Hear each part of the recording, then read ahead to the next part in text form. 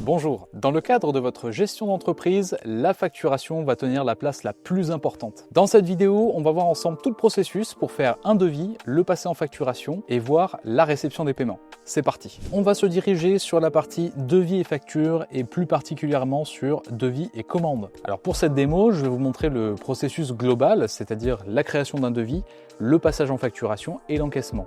Mais sachez que si vous souhaitez générer des factures sans faire de devis, c'est possible aussi. Pour ajouter un devis, rien de plus simple, on clique sur le bouton et on arrive sur l'interface d'édition du devis. Alors ici, on va choisir notre client et on va pouvoir également sélectionner les produits ou les services qu'on va vendre au client. Vous le voyez sur mon écran, j'ai préconfiguré une série de produits et de services dans mon catalogue produit, ce qui me permet de gagner du temps sur la saisie. Sinon, si vous avez l'habitude de vendre toujours les mêmes articles, vous pouvez également créer des modèles. Dans le cas où vous vendez des produits et des services, je peux vous conseiller d'utiliser les titres et les chapitres qui vous permettront de séparer chacune des parties et surtout d'avoir un sous-total pour chacune des parties.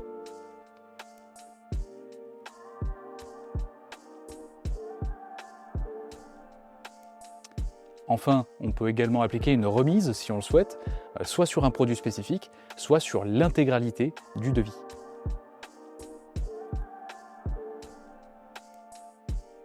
Voilà, notre devis est généré, il ne nous reste plus qu'à l'envoyer au client. Pour ça, un mail automatique est préconfiguré, vous pouvez le changer si vous trouvez que la forme est un peu trop cordiale. Avec le lien contenu dans l'email, votre client va pouvoir consulter votre devis, mais également le signer en ligne ou alors le payer en ligne directement depuis cette interface. Ce portail client va lui permettre également de retrouver tout son historique de facturation et de devis.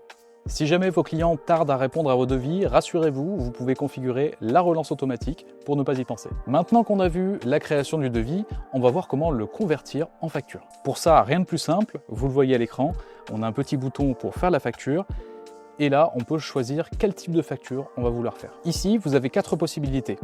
Première possibilité, créer une facture intégrale qui va reprendre tout le devis. La deuxième possibilité, c'est de générer une facture d'acompte, si on veut faire une facture partielle. Ensuite, on peut aussi programmer une facture si on veut la générer dans le futur.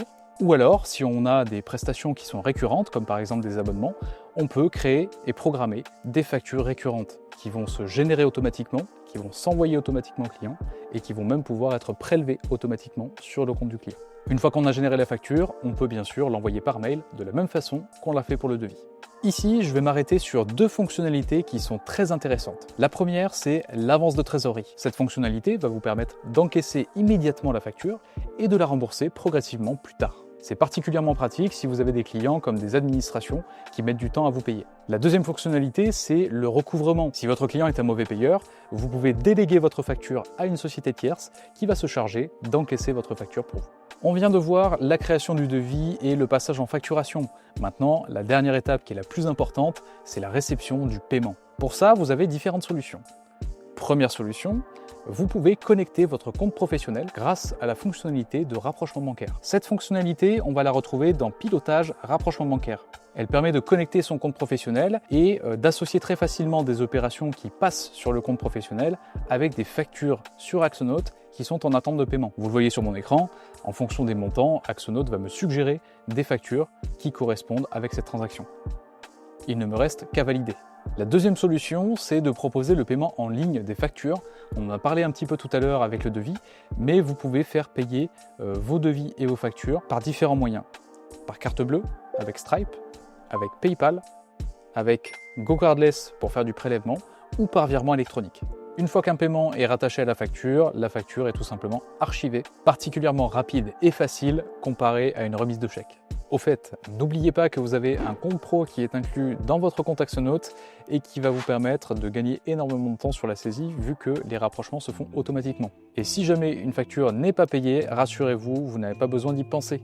Axonote vous le rappellera via des notifications et vous permettra, si vous le souhaitez, de configurer la relance automatique des factures. Bien entendu, si vous avez des questions autour de la facturation, n'hésitez pas à ouvrir le petit centre d'aide en bas à droite pour retrouver nos ressources, mais également notre équipe support.